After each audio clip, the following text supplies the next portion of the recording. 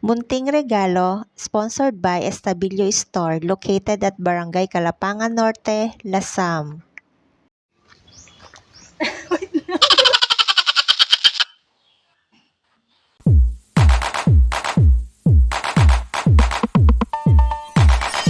Hello everyone! Magandang buhay po sa inyong lahat. It's me, Lenlin Teng.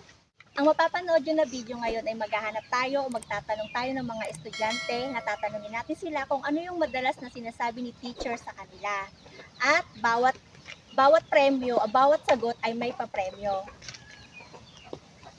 Ulitin ko lang po yung intro ko. Pasensya na po, hindi pa sanay. Etong video na mapapanood nyo ay nagtanong ako ng mga ilang estudyante kung ano ang palagi o madalas na naririnig nila na sinasabi ni teacher. Kailangan yung sagot nila ay nandito sa ginawa kong chart. At bawat sagot dito ay may munting papremyo.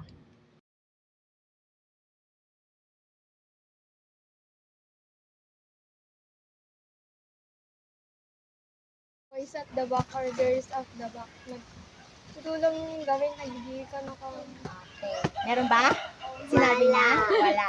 Okay. Ang prize na consolation prize. Meron kang school supplies. Tapos po. Thank you. Yun lang po. Salamat. Ha? Lorraine. Siya si Lorraine ngayon. Ang may question kami tapos kung masagot mo merong prize. Pag di mo masagot, okay lang. Meron naman tayong konting munting regalo. Okay, question. Ano ang madalas sinasabi ni teacher na naririnig mo? Paano lang, kahit ano lang. Ano yung madalas na sinasabi ni teacher na naririnig mo? Lagi sa school. Buti pa sila. Paano lang lagi naririnig mo? Kinat ko po yung sound kasi maraming bata sa paligid. Maingay po, hindi po narinig yung sagot niya. Morning or good afternoon? Meron? Okay. Anong pangalan mo? Janvi. Yung madalas na naririnig mo na sinasabi ni teacher. Magbasa. Ano pa? Sige, magbigay ka pa. Nasa pa? Magbasa. Yung lagi sinasabi ni teacher pag nasa school kayo, nasa loob ng room. Maglinis po. Ano pa? Hapon at yun lang kaya po lang narinig ko po. Yun lang yung naririnig niya. Pero okay, wala kang consolation prize. Ayan. Thank you po. Okay, thank you kay Janvi. Siya si Jamil. Okay.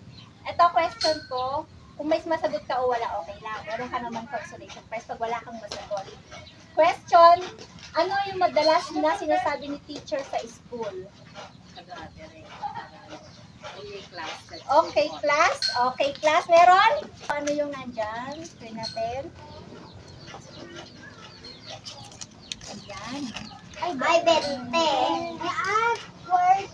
Yan. Meron ka 20 pesos plus. Okay, plus water.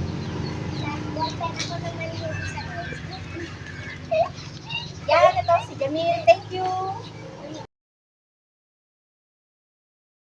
At yun lamang po ang ating mga estudyante na nabigyan ng papremyo. Hindi man nakuha ang lahat ng papremyo, ay sa susunod po uulitin ko ang magtanong by random people or estudyante. Maghahanap po tayo, magtatanong tayo sa kanila. Hanggang sa muli po. Bye! Nothing is more beautiful than a beautiful heart. God bless us all. Bye!